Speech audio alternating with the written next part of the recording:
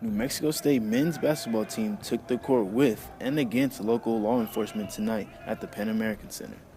This free event took place as part of the New Mexico State's athletic department building up their relationship with members of the law enforcement community. With the game being close the whole time going down to the wire, the Gray team was able to pull off a 49-47 win in OT. After the game, Officer Eric, who has been working with the Las Cruces Police Department for 11 years, had this to say when asked how it felt to play with NMSU's men's basketball team.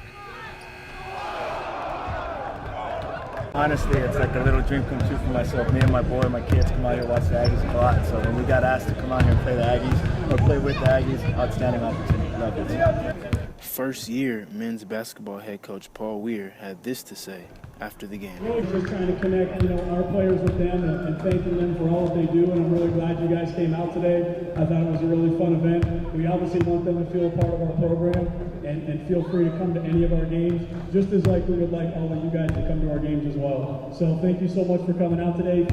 New Mexico State men's basketball tips off its season opener Friday, November 11th versus Arizona Christian University. On Sunday, New Mexico State University Air Force and Army ROTC hosted the Armed Forces 5K run around Aggie Memorial Stadium. This event was in correlation with New Mexico State University's Military Appreciation Week. The event hosted a race that included an obstacle course all around campus. The race, which began around 8 a.m., only boasted around 12 participants. Although the numbers in participants weren't high, the ranges of ages that participated varied from young adults to the elderly. Captain Michael Vetri, who was in charge of the race, said the event was put on to honor military vets. It's just a fun little athletic event to get runners involved and open their eyes about what the military does around the community.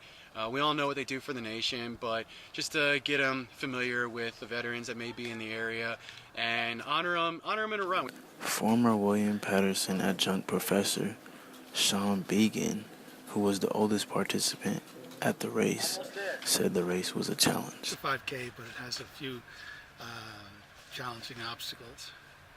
Nothing too serious. With Las Cruces being one of the top cities for retirements, this event is good for NMSU to show its support for local vets. Cameron Goss, News 22. New Mexico State University held its annual employee faculty lunch this past Friday. With about 2,000 employees showing up, it was deemed to be a successful turnout. The picnic is a great place for faculty to bring family and socialize with old work colleagues and friends over food. I talked with Adam Cavada, who has worked at the university for 10 years, who has played a great role in setting up this event.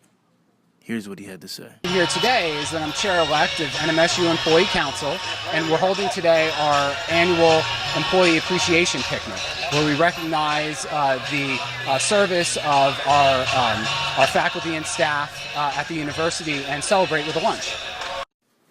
As he brought up the food, I was wondering how in the future, how the budget cuts would affect things like this.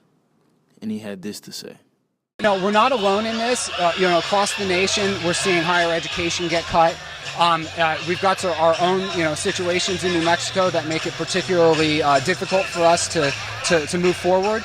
But, we're all in this together, and we're working very diligently and hard. Everyone across the university is really involved in trying to make things a little bit better as far as the budget goes. Certainly, as employee council, we're involved in getting out there with the employees, having open forums and discussing the way that budget cuts are going forward. We know it's something that we have to do. Nobody wants to do it, but we're making the best plans that we can to go forward and to basically find our best path forward so that we don't compromise in any way the quality of services that we're providing to our state, to our community, and to the students in New Mexico State University. Well, hopefully with certain things being cut, NMSU will find a way to keep things like this around for the long haul.